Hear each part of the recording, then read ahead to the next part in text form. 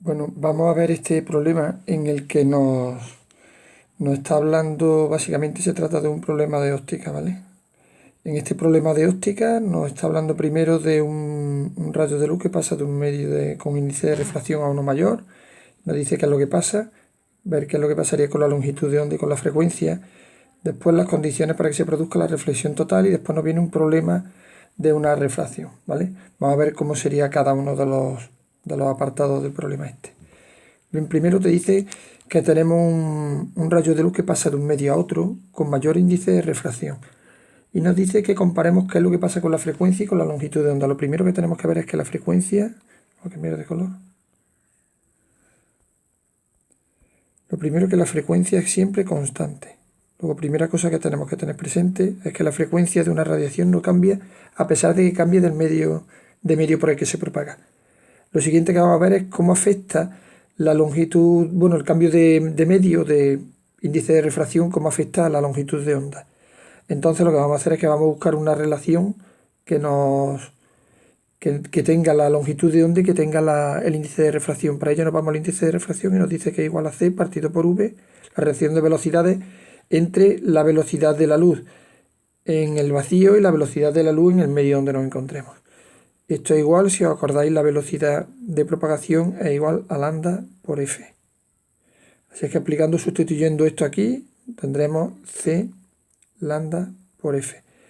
Vamos a calcularlo, vamos a despejar cuánto vale la longitud de onda. La longitud de onda es igual a C n por F.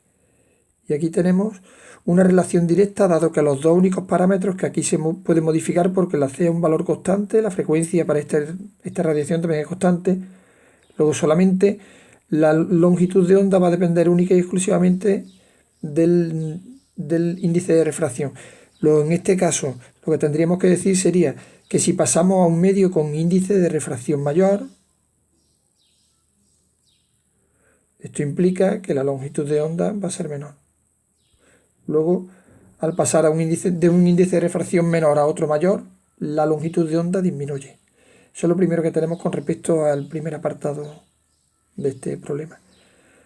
Para ver la segunda parte te dice, bueno, lo que nos está diciendo básicamente es que expliquemos en qué condiciones se produce la reflexión total. Y para eso hay que ver que si este es el medio 1, que tiene N1, y este es el medio 2, que tiene N2, lo que tiene que pasar es que pasemos a un índice de más velocidad, lo que es lo mismo de menor índice de refracción. Luego N1 tiene que ser mayor que N2.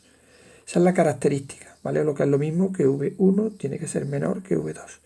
Esa es la característica que tiene que pasar para que se produzca una reflexión total. Que justifiquemos la respuesta. Bien, vamos a ver. Cuando nosotros pasamos, lo que sería el índice de refracción sería, nosotros tenemos aquí un rayo incidente, cuando llega aquí, se propaga y en vez de seguir con la velocidad o la dirección que traía, el ángulo se va a abrir. Si en vez de ese rayo abrimos nosotros el ángulo, vamos a tener que este ángulo vendría aquí y nuevamente en vez de seguir recto, el ángulo se abriría. Y entonces tendríamos el ángulo límite, sería aquel ángulo en el que tendríamos esto de aquí. Luego, en ese caso se tiene que cumplir que el índice de refracción tendría que cumplir esos dos requisitos. Vamos a ver qué es lo que pasaría. Siguiendo la ley de Snell, el seno del ángulo de incidencia partido por el seno del ángulo de refracción es igual a N2 partido por N1. Como el seno del ángulo de refracción sería este de aquí, perdón, de refracción, sería ese de ahí, que sería 90 grados, tendríamos que el seno del ángulo de incidencia es igual a N2 partido por N1. Como el seno es siempre menor que 1, o igual a 1, se me tiene que dar entonces que N2 partido por N1 también tiene que ser menor que 1. Y esto solamente se consigue si tenemos este requisito que hemos puesto aquí. Es decir, que el índice de refracción del medio 1 tiene que ser mayor que el índice de refracción del medio 2. ¿De acuerdo? Pues bien, resuelto el primer apartado ya por completo, el apartado A. Vamos a ver el apartado B. En el apartado B te dice que tenemos un haz de luz de frecuencia, vamos a poner aquí, frecuencia 10 elevado a 15 hercios. Pasa de un cristal de cuarzo, luego este va a ser el cuarzo, y pasa al aire. Acordaos, el índice de refracción del cuarzo me lo dice aquí, que vale 1,46, y el índice de refracción del aire lo tenemos que saber, no nos lo da en este caso, sí lo da aquí, el índice de refracción vale 1. Pues bien, te dice que el ángulo de incidencia es de 20 grados. Te dice que realicemos un esquema de lo que pasaría en este caso. Bien, lo primero que tenemos que ver, al pasar de un índice de menos velocidad, si queréis, de mayor índice de refracción a uno de menor índice de refracción, el ángulo se abre.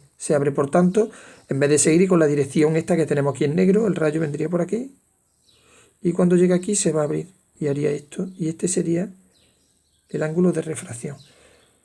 ¿De acuerdo? Luego eso sería lo primero que tendríamos que ver. La trayectoria de los rayos ya está hecha. Determinemos el ángulo de reflexión y el ángulo de refracción. Para eso nos basamos siempre en las leyes de Snell. Las leyes de Snell para la reflexión y la refracción.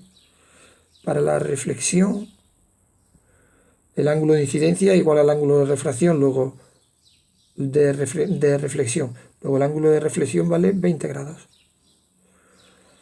Y para la refracción, el seno del ángulo de incidencia partido por el seno del ángulo de refracción es igual a n2 partido por n1. Luego el seno de 20 grados partido por el seno del ángulo de refracción es igual a n2, que valía 1, partido entre 1,46. Si seguimos con esto, se me quedaría que el seno del ángulo de refracción es igual a seno de 20 grados por 1,46 partido entre 1. Y de aquí me sale que el seno vale 0,5 y por tanto el ángulo de refracción vale 30 grados. Luego tendríamos también resuelto esta primera parte del apartado B. Y para hacer la segunda parte nos dice que calculemos la longitud de onda. Pues bien, vamos a ver entonces qué es lo que habría que tener presente. En este caso, para calcular la longitud de onda nos basamos en la formulita que vimos al principio, donde habíamos calculado relacionando la longitud de onda y la velocidad, sería Cn por F. Tenemos todos los datos, la velocidad de la luz 3 por 10 elevado a 8, partido por el índice de refracción, que vale 1,46, por la frecuencia que nos daba el problema, que valía 10 elevado a 15. Y haciendo esto nos sale que la longitud de onda vale 2 por 10 elevado a menos 7. Como está en unidad del sistema internacional, en metros. Pues esta sería la longitud de onda con la que se propaga en el cuarzo. ¿De acuerdo? Pues listo el problema 120.